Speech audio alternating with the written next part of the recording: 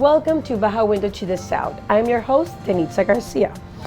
And as you know, spring is here. I wanted to wear a spring dress or so, but it's a rainy day here in Tijuana. So that's why we're here at Zona Rio, one of the spots in Tijuana as well, at Pastel de Crepas restaurant from Chef San Roman, and it's delicious. I highly recommend it. And as you know, spring break is around the corner. And if you like to visit Tijuana and know the best spots and what is trendy and the activities that you can do, you know, depending on what you want to explore, we're the president of the tourism committee. It's going to tell us all about it. So let's go and check that out. If you visit Tijuana this spring break, do you want to know what to do and where to go? We have an exquisite gastronomy, craft beer, coffee, outdoor activities, and much more. La gente viene aquí para la cuestión gastronómica. Número 2, Tijuana es base, donde la gente llega vía aeropuerto. Aquí se desplaza al resto del estado. Hablamos de lo que es Rosarito, lo que es Ensenada, Puerto Nuevo, una mega región. En Tijuana, ¿qué puedes hacer? En Tijuana tengo una gran ruta de lo que es la gastronomía. Y te hablo de lo que son los famosos food trucks. Proyecto inicial en Tijuana que se ha desarrollado por todos lados y hasta los grandes restaurantes que tenemos ahí, ¿no? Hay gente que viene exclusivamente a una cuestión gastronómica. Hemos denominado circuitos turísticos muy bien denominados, muy bien delimitados, ¿no? Que es la zona centro, zona río, zona de playa de Tijuana también, zona de Otay y actualmente lo que es zona tercera etapa del río. Es un desarrollo muy importante gastronómico sobre todo. Craft beer is really something. Check out what they have for all craft beer lovers. Nosotros hemos también trabajado mucho en un nuevo producto turístico de la región, que es la cerveza artesanal. Tenemos por aquí dentro del Comité de Turismo una ruta artesanal de la cerveza, que tú puedes meterte en nuestra página, bajas el código tu QR, tienes todo un día para desplazarte en la zona centro, zona río, en esos lugares de cerveza artesanal ranqueada a nivel nacional y mundial, y también va acompañada obviamente de esos cerveceros con un maridaje en cuanto a productos regionales, ¿verdad? And if you're in the mood to go on a museum or a cultural activity, here are the options. Vemos también aquí Comité de Turismo proporcionando la zona centro, zona del río, la ruta de los museos. Ahí viene también el Museo de Lucha Libre, el Museo de Cera, el Museo del Secut. Tiene también un día completo para poder recorrerlos y zonas también culturales, insisto Secut, insisto CEAR, el Museo de la Calle Segunda. And how about something trendy like hiking or other outdoor activities? There's a lot of places you can visit. Tenemos también las clásicas zonas o lugares para esparcimiento que está de moda el outdoor, ¿no? O el hiking, ese tipo de cosas. Tenemos en el lado del Boulevard 2000 el Cuervo de Venados, tenemos también Rancho El Casián, Rancho Heredia, que inclusive hay senderos que están en Google y están como un sendero certificado para ello. Igualmente también es un evento familiar, insisto, que tenga un buen clima. Y esa zona también tenemos ahí albercas y demás. Did you know that they are creating La Ruta del Café? For all the coffee lovers, you will know where to go to taste really good coffees. Ruta del Café. Que aunque Tijuana no es un productor, es un excelente tostador, un excelente tratador de cafés. Si te das cuenta en zonas como el Centro, Cacho o Chapultepec, hablamos de fácilmente 50, 60 lugares y cada uno con un toque especial en el trato del café. Entonces podemos pensar que ya inclusive podemos estar rankeados para poder ser también un referente de Tijuana de un buen café y un buen gusto por él. Estamos en un proyecto y un estudio muy fundamentado que nos dé precisamente lo que hicimos en el inicio de la cerveza, nos dé por ahí una buena información para hacer inclusive una guía para ti como consumidor, qué debe de buscar, qué características de uno y de otro, qué zonas manejamos, etc. And for the upcoming events, here we mention a few that you definitely can't miss. Iniciamos también este año, que lo habíamos dejado un poquito de lado por obvias razones de las temporadas pandémicas, que son los eventos íconos de Tijuana, ¿verdad? Te hablo de lo que es Expo Cerveza, lo que es Expo Tequila, lo que es Ensalada Caesars apoyando a Canirac, lo que es el evento de paellas y vinos, apoyando a Canirac también. Vamos a ir calendarizando el Festival Blues and Jazz y demás, para poder ir avisando a ustedes también qué sigue, ¿no? Well, now you have plenty of options depending on what you would like to explore. Visita nuestro sitio descubretijuana.com, donde podrás ver todo tipo de eventos y qué hacer en Tijuana. And now that you know about the best spots in TJ and what's trendy, of course we talk about food and coffee and of course craft beer. Have you tried this craft beer Media Sangre? Jesus, of course, that is the expert, went all the way to Mexicali here in Baja. So we're gonna see what he's up to with this delicious beer.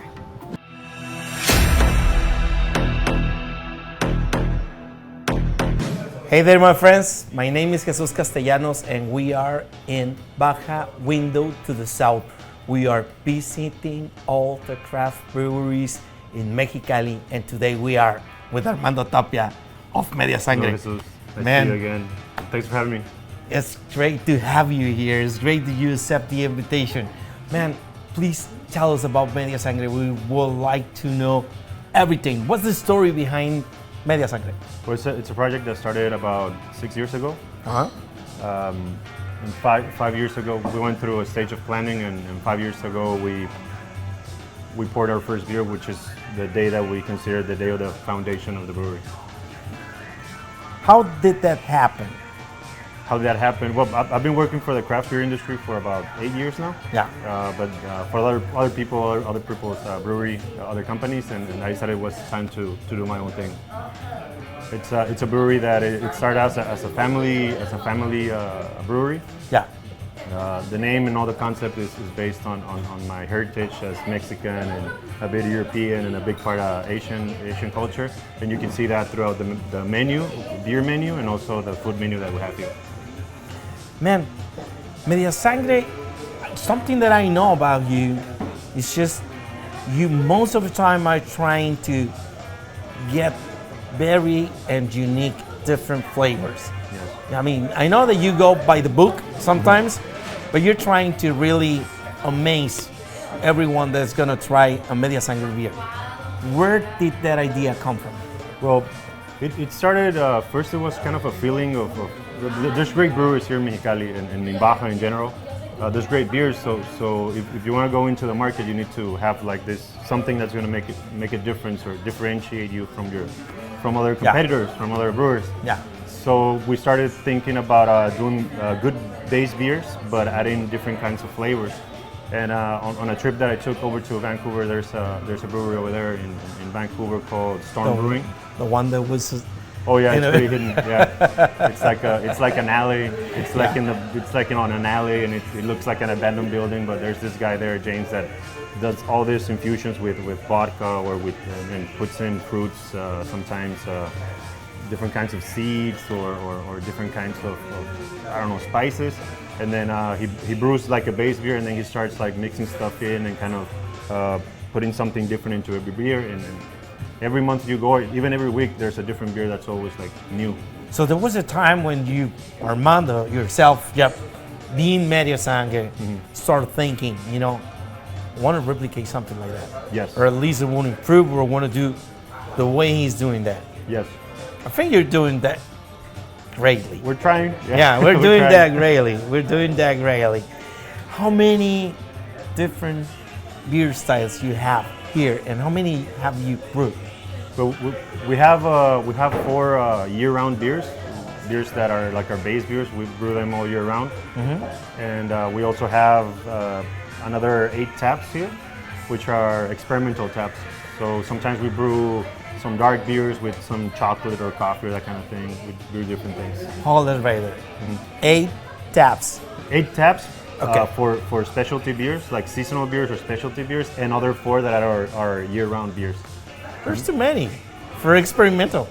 It's a lot, but it's we have more experimental beers than base beers. But we wanted to we want people to always come back and know that we have these 4 beers, whichever is their favorite, it's always going to be there. And then also like come by, look at the menu, see what's new, try one of those, and then maybe go back to what makes them feel maybe a little more like at home or comfortable. We haven't gotten into that many competitions, but we won a couple of medals, awards. Oh, really? Yeah. Which one? Well, we won a gold. No, it was a silver medal for Imperial Stout, our year-round Imperial Stout won at Tijuana International Beer Festival, and there's some Mexicali Oktoberfest, and we won gold for an American IPA. That's a specialty beer, and also we won a silver. Yeah, we won a silver for a sour beer with lemon. Let the people know what this beer is about. Well, a brew IPA is pretty much it's a really light-bodied beer. It's fermented down to absolutely no sugar, so it has a gravity of 0. So it's pretty much water. But all the sugar that was there, that came from all the grains, it's all fermented out, so it's all alcohol. And it's a pretty light beer in the body, so it's really good for refreshing. It has a high carbonation, and we put a bunch of hops in this. We put a bunch of hops at the beginning, at the end, the middle, and even later at the end. How many different hops It has are you four. using? It has 4 different hops. Okay. Sometimes it has 5. Depends if Okay. I can get my hands on a different kind of hop. We're always playing with the recipe. We move a bit of the hop addition sometimes, or maybe change a bit the hops. But it's always the same thing. It's just straight up hops. It's just a tiny bit of malt because it needs to be there. But it's pretty much alcohol, hop water. Armando, Jesus. give us your media, your social media, where we can find Media Sangre. Well, you can find us in Instagram and Facebook as Media Sangre Cervecería, and you'll find the logo. Just the picture there is just the logo, which is the one that we're wearing. Yeah. It's going to come on some of the camera angles. Yeah. Thank you for joining us. This was the history with Media Sangre, and thank you for watching Baja Window to the South. This is your host, Jesus Castellanos. Thank you so much, Jesus. Of course, you are the one, the best, to show us what's the best craft beer here in Baja. And as you know, he's been going to different spots every week, showing us different craft beers that you can try. And have you tried some? Which one is the one that you like better? We really, really would like to know. So please write us and let us know. And from Mexicali, right now we're going to Valle de Guadalupe. And would you like to know which are the best spots right there to eat and have a good meal? We're gonna see that right now. Valle de Guadalupe, located in Baja California, Mexico, is a foodie's paradise with a wealth of amazing restaurants serving up delicious cuisine. From farm-to-table restaurants to rustic outdoor eateries, there is no shortage of options for those looking for a memorable dining experience. Animalon. This restaurant, located at the foot of a 200-year-old oak tree, offers a unique dining experience with a constantly changing menu featuring fresh and locally sourced ingredients. Chef Javier Plasencia's creative dishes are not to be missed. Deckman's en El Mogor. Chef Drew Deckman's farm-to-table restaurant is a must-visit spot for foodies in Valle Guadalupe. The outdoor dining area overlooks the vineyards, creating a beautiful ambience to enjoy the delicious and innovative dishes made with fresh, locally sourced ingredients. Fauna. This stylish restaurant features a rotating menu of innovative dishes made with locally sourced ingredients. The wine list at Fauna is also extensive, featuring a wide selection of wines from surrounding vineyards. Finca Altozano. This rustic outdoor eatery is a favorite among locals and tourists alike for its wood-fire meats and vegetable cooked over the open flame. The restaurant's beautiful setting and friendly atmosphere make it a must-visit spot in Valle Guadalupe. Villa Torrel. This restaurant, housed in a beautiful colonial-style building, offers a cozy and intimate dining experience. Chef Diego Hernandez's menu features inventive dishes made with locally sourced ingredients, showcasing the flavors of Baja California. These are just a few of the many amazing restaurants to visit in Valle Guadalupe. Be sure to explore the area and discover your own favorites. Oh my God, those restaurants look amazing and of course delicious. I will have to go and try them all. I hope you can do that as well. And talking about food, well, right now we are going with our favorite foodie, Denise Jacobo, to see what she has prepared for us.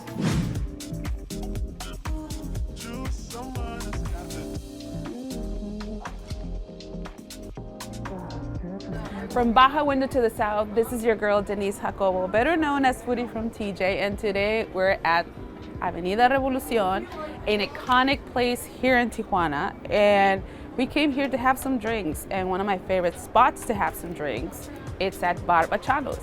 And also we're gonna try out some of their dishes.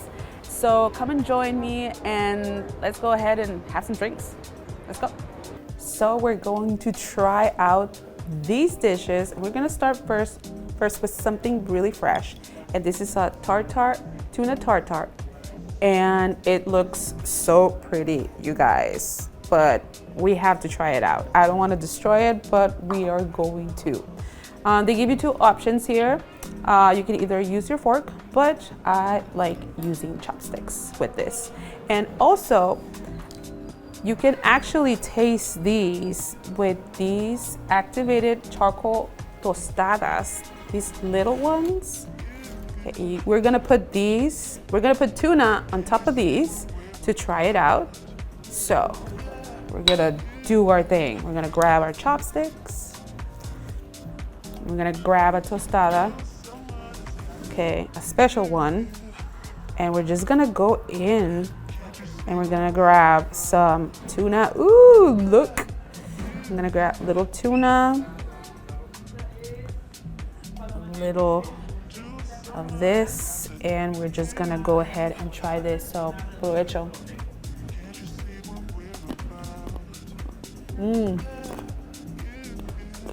Tuna is really fresh, really fresh. It's really good.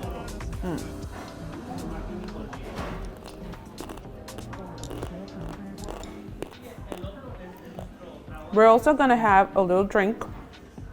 This is one of my favorites. This is a Paloma Chill. And look, it's all purple. I feel like it's so girly. And it also has sugar on the rims. So we're gonna go and taste it. So, salud.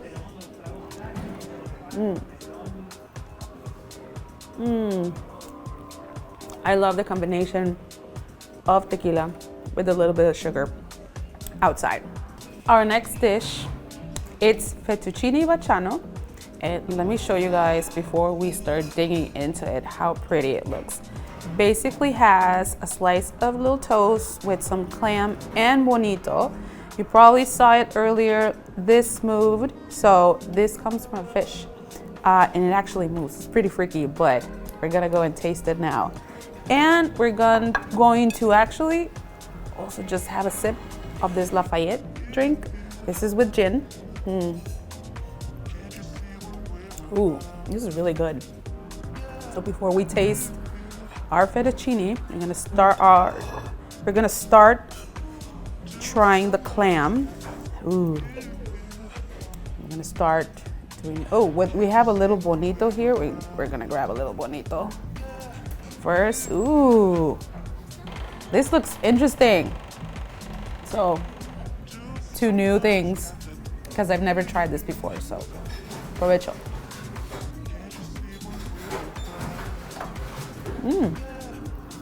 The combo is really good. Now we're gonna taste the pasta.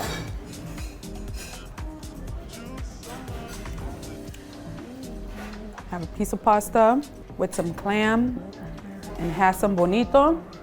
Here we go again. Provecho.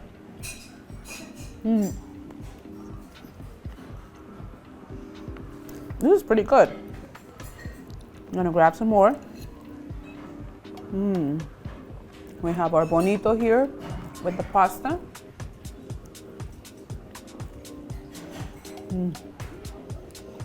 I've never tried bonito before. Like I told you guys, it's really interesting.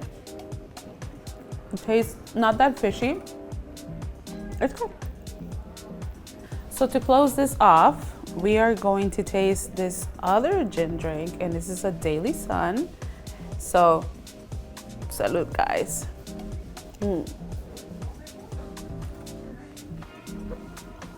This is really fruity.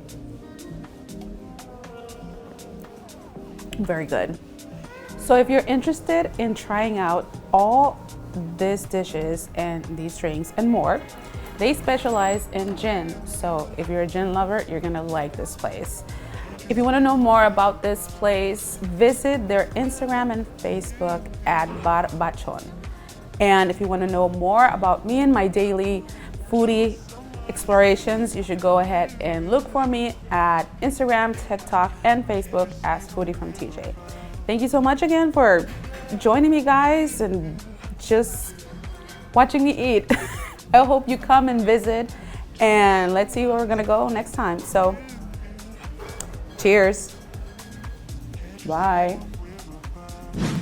Hello everyone. Today Baja Window to the South is at ITC, the Immunity Therapy Center, and I'm very glad to be here with Dr. Carlos Bautista, who is going to talk about hypothermia therapy. Dr. Bautista, thank you so much for having us. How are you today? Hi, good afternoon. Very well. Everything well, thank you. Excellent, excellent. And can you please tell us what is the hypothermia therapy and how does it work? Gladly, yes. Well, hyperthermia is a therapy that has been around for a while. There's been a lot of research done and consists on increasing either body temperature to around 104 Fahrenheit, that will be about 40 centigrades, either whole body or locally to the cancer or tumor area. This is with the intention of destroying cancer cells. Cancer cells do not tolerate temperatures above 104 Fahrenheit. So this is used as a cancer treatment alone, or it can be used with many different other treatments. Oh, okay. Combined. And what types of hypothermia therapy are available and how do they differ? Well, we have two types mainly. We have the whole body hyperthermia and we have the local hyperthermia. These are sophisticated devices that are used with different penetration and different intensity.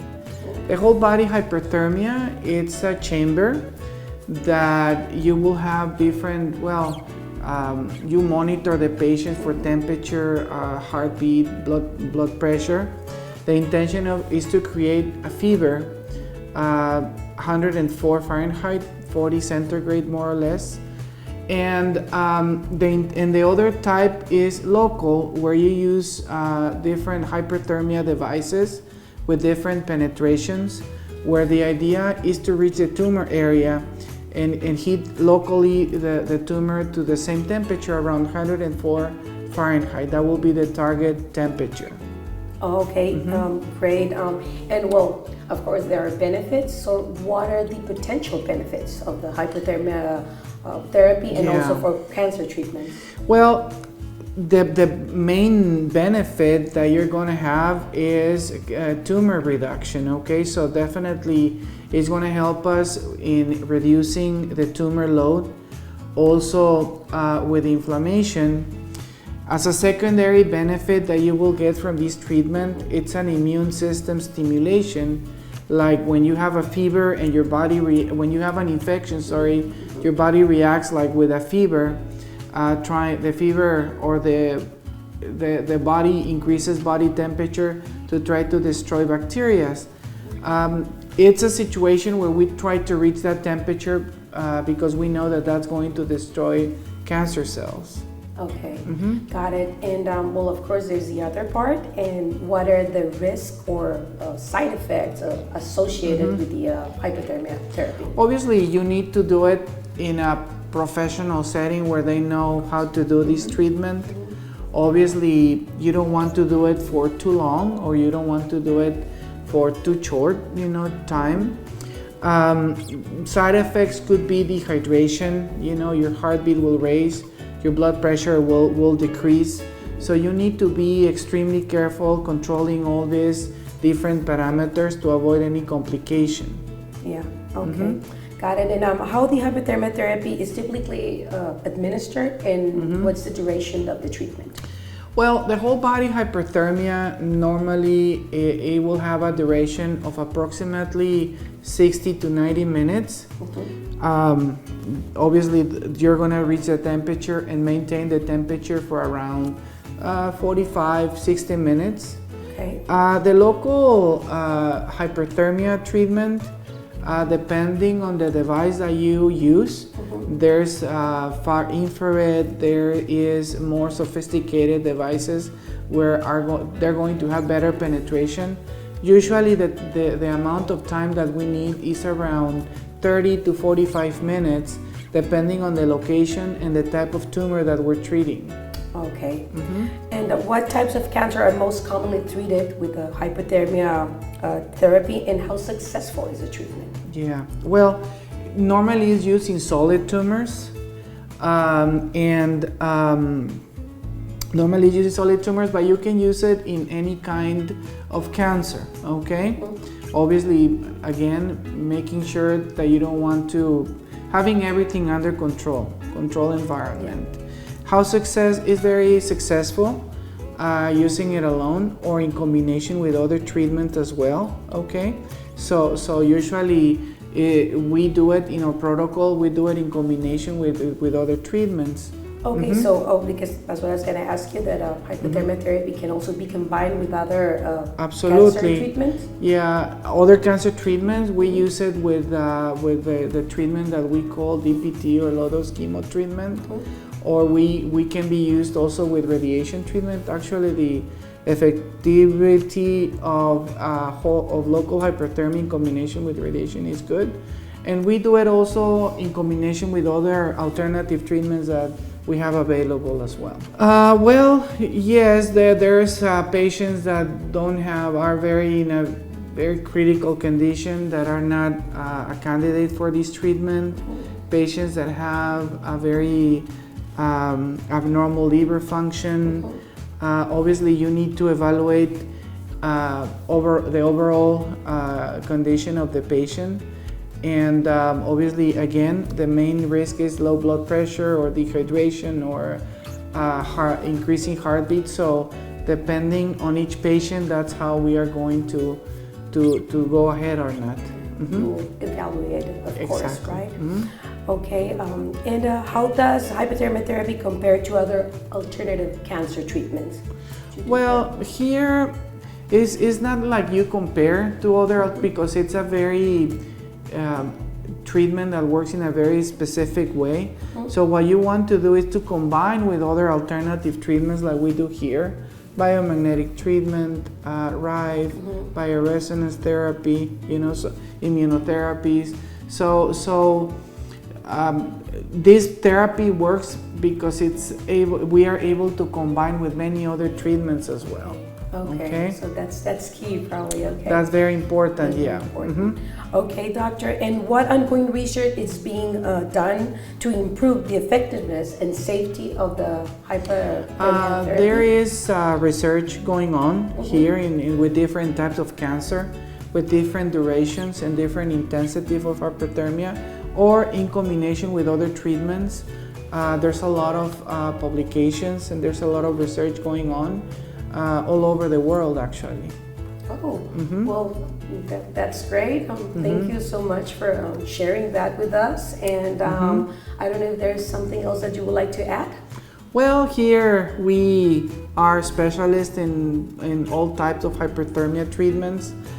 We have 20 plus years experience doing this in cancer patients, and it's a very safe treatment, effective, and works really well. Excellent. Well, Dr. Carlos Bautista, what can I say? I think you have the best top treatments here at ITC, and thank you so much for this interview. Thank you. Thank you so much, Dr. Carlos Bautista, for this interview. And from here, the Immunity Therapy Center, that they treat patients with cancer and other diseases with the best alternative treatments. We're gonna go to Coachella right now, that it's coming this April, and our chef from Baja California, Javier Plasencia, will be there. Can you believe that? Tijuana chef Javier Plasencia will bring his flavor to Coachella this April. The Coachella Music Festival is one of the most popular in the world. And what many people don't know is that there is an area called Outstanding in the Field, where you can find a long table that allows you to take refuge and find a seat at the festival while mingling with other guests at a 4-course family-style meal with full service, a cocktail, and plenty of regional wine. In this space, to enjoy delicious quality food, renowned chefs from all over the world can be found, and this 2023, Tijuana Chef Javier Plasencia will be among them, ready to bring the delicious flavors of Tijuana cuisine to this festival. Plasencia will be there on April 21st, while other chefs will be on the corresponding dates of the festival. It's also important to note that there is an additional cost to enjoy the delicious dishes, and you can access the website at Coachella.com to purchase your tickets to this exclusive area. The dinner will be served just as the sun begins to set around 6 p.m. Tickets include a welcome cocktail, beer and wine, a 4-course family-style meal, as well as exclusive access to the VIP Rose Garden on the day of the dinner. And well, don't miss this opportunity, this experience with Chef Javier Plasencia in Coachella, and buy your tickets. And again, thank you so much for joining us this week in Baja Window to the South. Like us, share our show if you like it. Any comment is more than welcome. We would love to know what you like, and of course, see you next week.